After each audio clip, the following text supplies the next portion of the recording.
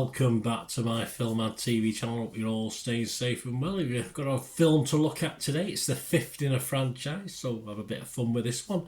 Hopefully, fingers crossed. Perhaps not as much fun as I'd hoped, but we'll talk about it anyway. Please, if you are new to the channel, push that subscribe button, push the bell notifications, film reviews like this, series reviews, information vlogs, lots of different things. Check out the channel. If you do that, you will see stuff for my football team, Manchester City, as well. So it'll be great if you fancy to look at that, or if you don't like football, you don't like Manchester City, anyone else you know who might like it, give them a kick in my direction. I'd be very grateful.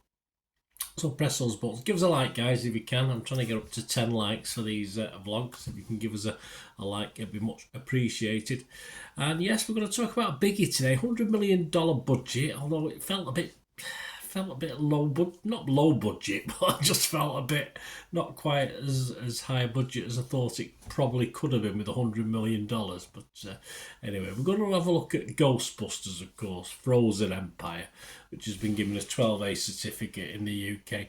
Just under 2 hours. It was all right. Yeah, it didn't drag. I thought it was okay. Might say 15 minutes off it, but I thought it was fine for nearly 2 hours. Of course, it's a supernatural comedy directed by Gil Kennan from a screenplay he co-wrote with Jason Reitman, of course, and the sequel to Ghostbusters Afterlife. We'll talk about that in a second. And the fifth film in the Ghostbusters franchise. And it stars Paul Rudd, Carrie Coon, Finn Wolfhard, McKenna Grace, Celeste O'Connor and Logan Kim all reprising the roles from Afterlife. And we have, of course, Bill Murray, Dan Aykroyd, Ernie Hudson, Annie Potts and William Atherton reprising their characters from earlier films as well. I think one or two made a brief appearance in Afterlife, didn't they, as well? And also stars different guys who've not been in it before: Kumail Nanjiani, Patton Oswalt, Emily Allen Lind and James McAster. And it's set 2 years after the events of Afterlife. Why 2 years? I don't know, particularly apart from the film being, well, the film's about 3 years after. The veteran Ghostbusters must join forces with their new recruits to save the world in New York City from death-chilling god who seeks to build a spectral arm. We've been here before, haven't we, with these sort of things, but there's nothing new in the storyline, to be honest with you, apart from a different baddie or boss character, if you like your games.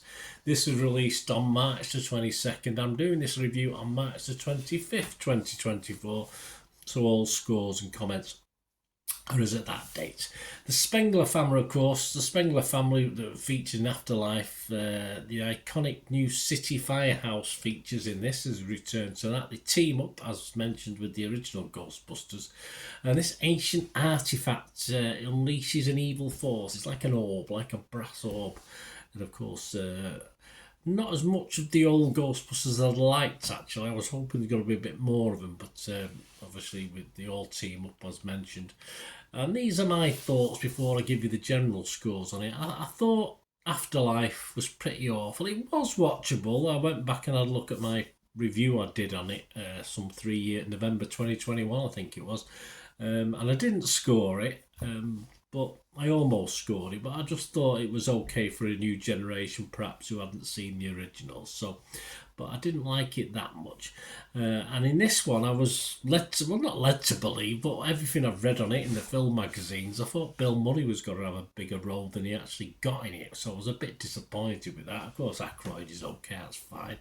No problem there. But sadly, the newer guys who the film concentrates on, there's just not enough personality in the film for me. And Rudd and Coon, as in Afterlife, don't inspire me at all. They don't get the old blood rushing. Nanjiani plays the fire master, sort of. It's supposed to be a funny character, a bit of humour, but not that interesting. A bit bland.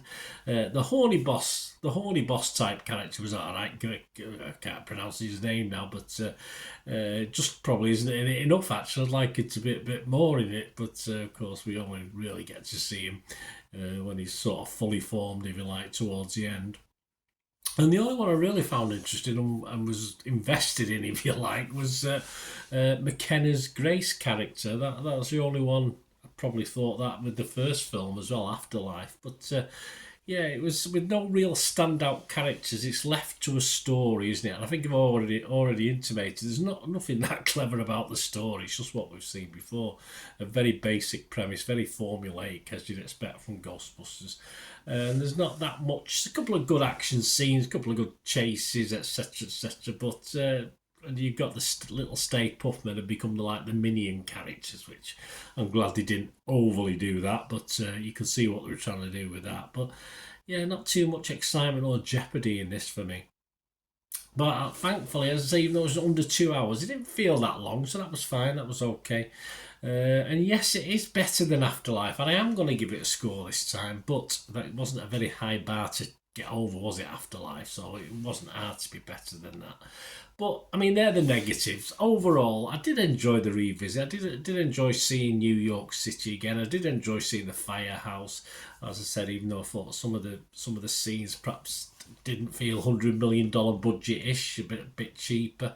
But it's always nice to see old characters return. Of course it is, even the bad guys as well. And if you've never seen a Ghostbusters, then this is entertaining enough. It's okay, but for old farts like me who've been there, done it, read the book, yeah, it's okay from a revisiting certain places and people, as I've said, point of view. But and it's certainly a better attempt than Afterlife, so that's all I can say really. So my scores on this, I would be fresh if it was Rotten Tomatoes. I would be mixed though on Metacritic. I'd have to be mixed, but I'm not going to give it a watchable score because it's watchable for certain people, but for me, I was a wee bit disappointed. So I'm going to give it a 5.5 out of 10, which isn't a disaster. It's okay, it's fine, but I'm not going to go mad.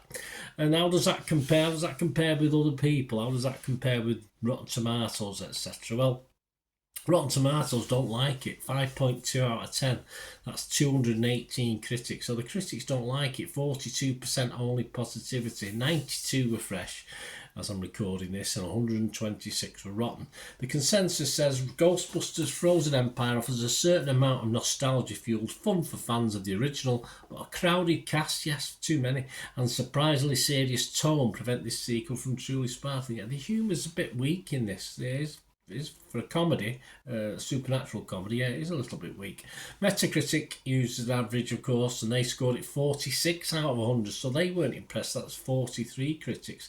10 were positive, 25 were mixed, like I was really, and 8 were negative. James Mottram from Total Film gave it 60, so he didn't think it was too bad. He said too many characters, true, and callbacks, plus a formulaic plot means Frozen Empire doesn't touch the original movies, nowhere near, but it's a likeable enough brand extension. Yeah, similar feelings to me. Alex Godfrey from Empire magazine only gave it 40 out of 100. He said there was potential here, but Frozen Empire is an overpopulated mishmash.